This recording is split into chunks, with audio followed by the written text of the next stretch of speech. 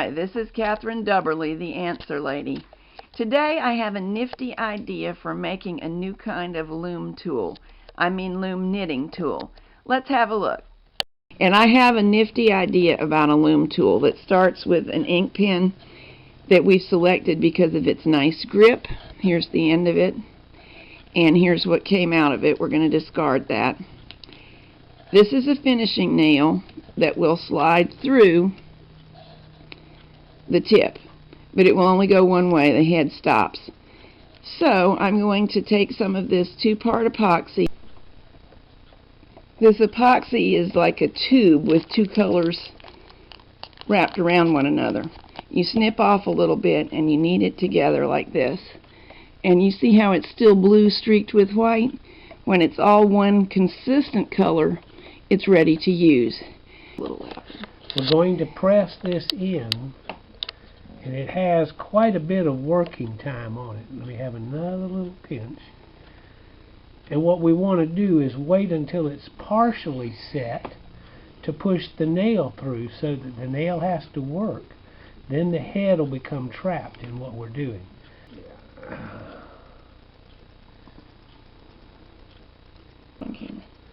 Okay, and what I want to do is I want to get it till it's coming out of the tip of the pen by pressing on this side, so that when the nail goes through, it kind of centers itself. And then now this is starting to get a little tacky. So here we go, inserting the nail. Oh yeah, it's got a little resistance. Now notice the nail is pushing a little bit of the epoxy out with it. That's what we want it to do. We want to get it off. I don't know if this one's going to work. And then pull it through. Now look at what I've done. I've got the nail slightly flush with the epoxy. I'm going to push it the rest of the way in with my ramrod, and then I'm going to kind of knead a little bit over the top of it. Now see what we got? You cannot see the head of the nail, so that when this hardens, it's absolutely trapped in there. Wait a sec, how much have we got sticking out? I want to compare it. That should be okay. I've discovered I don't like too much of the tine sticking out. I find it difficult to work. That's fine. Rapidly we need to put this back on the thread. There it goes. Okay, now this will set probably in about an hour or so. The rule of thumb is leave yourself a little piece of your epoxy, make you a bead, and set it to one side. So then you'll know when this is set, because your little bead will be set. Well, I have a little snake. So. Now we are ready, and the last little bit is to eyeball the straightness of it. You wouldn't want a one-sided tool. No, it would be awkward feeling. Okay, and there you are. You're ready to go, and a little cleanup later, and we're in business. I have a really nice rosewood pen, which is not really nice in certain ways. It comes apart while you're writing. Plus, it is hard to find refills for. And then what we're going to do is load the rifle. This rosewood pen works too narrow for me. I can't manage it. So we're getting the pro to help. All right. Just like an old black powder rifle. Yeah, all the knitters have them, so they'll be familiar with that. They know exactly what I'm talking about. What you got to do is get the epoxy ramrodded down in there. And you've heard the term, and that's exactly what it means, is a way of pushing all the way to the end. And so what we're doing is taking little bits of this at a time. The 4 knitters in the world who are also black powder shooters will be great at this. Oh yeah, they'll know exactly what we're talking about. And basically all we want to do is trap the nail in the end, and what I'm going to do is work from both ends. I'm going to put a little bit in this end. The nail's going to have to go through. Yeah. Right. Now, this technique is the same thing as to hand pack a wheel bearing. And so for all of those all the knitters who are professional mechanics and black powder shooters, they're going to be in business. Yeah, start the nail in, and we're going to use the ramrod to push the nail all the way through, we hope. That's our intent. Let's see, does the nail come out the other end? And there's the little bit of epoxy that we put in. Well, that's the nail. How much nail do you want? A little bit more.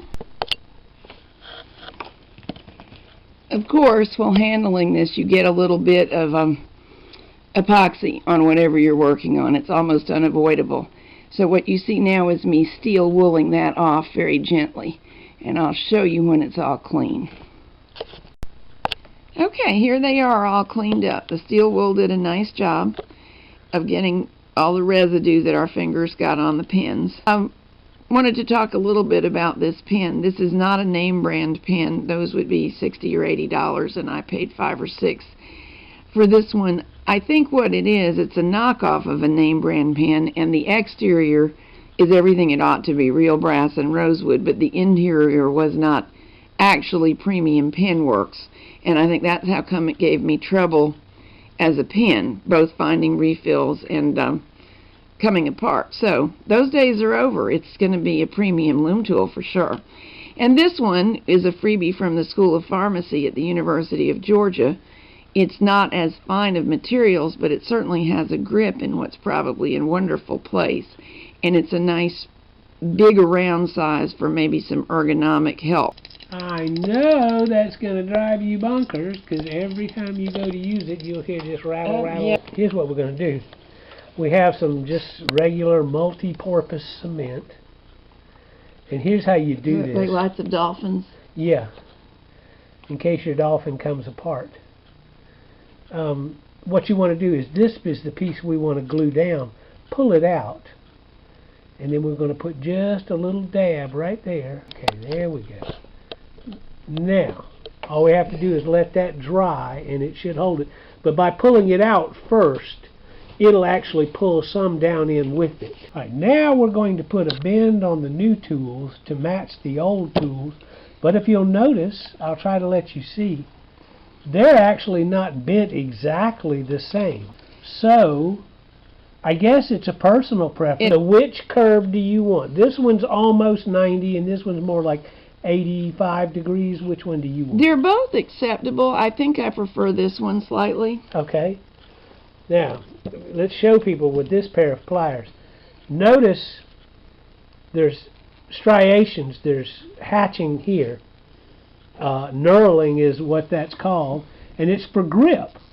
But you don't want to grip what you're working on, because it'll make marks on it. You want to come back up into this part of your needle nose, the smooth part.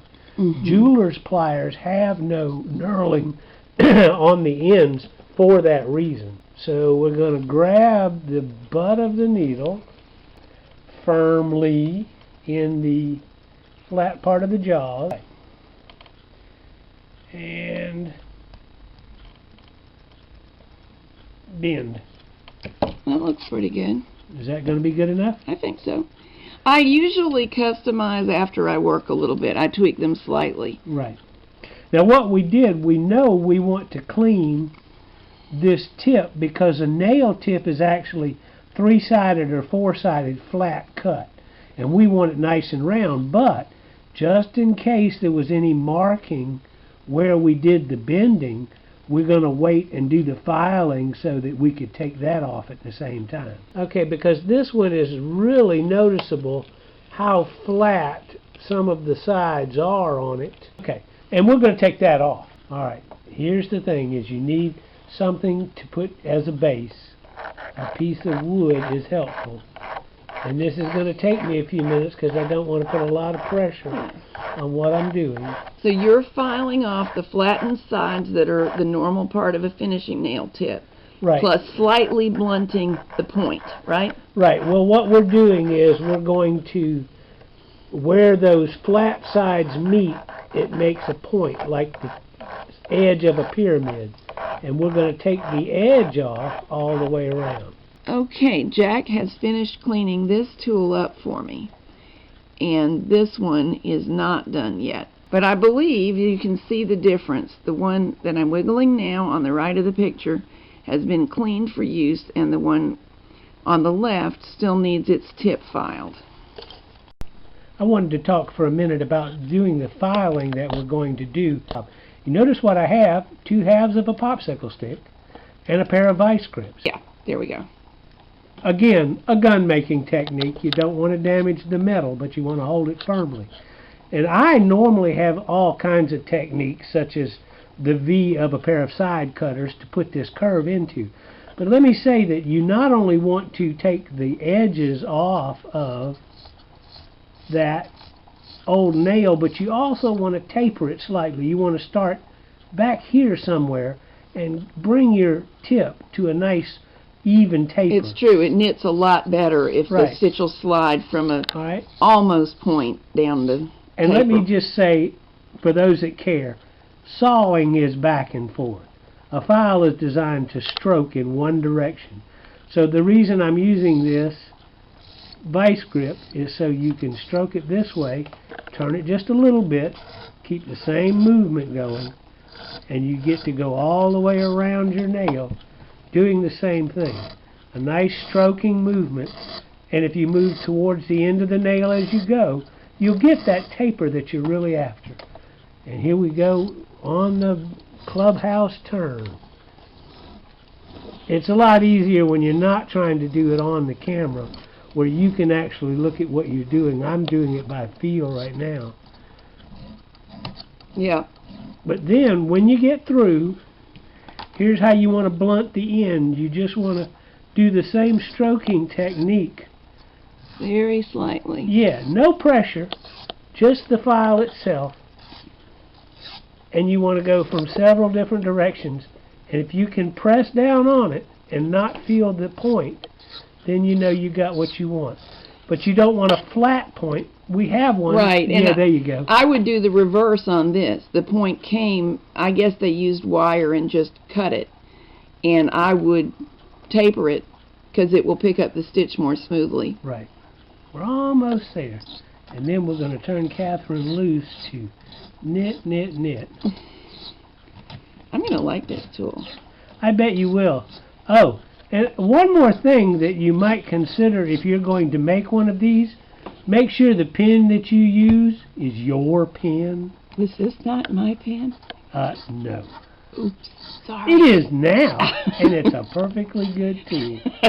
Sorry. That right there is what you want the tip to be.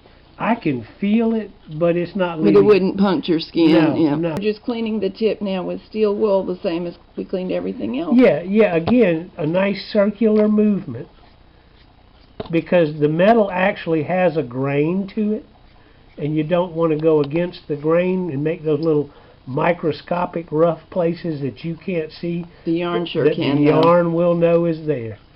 There you go, you're ready. I should tell you about the finishing nails. They're not any one particular size.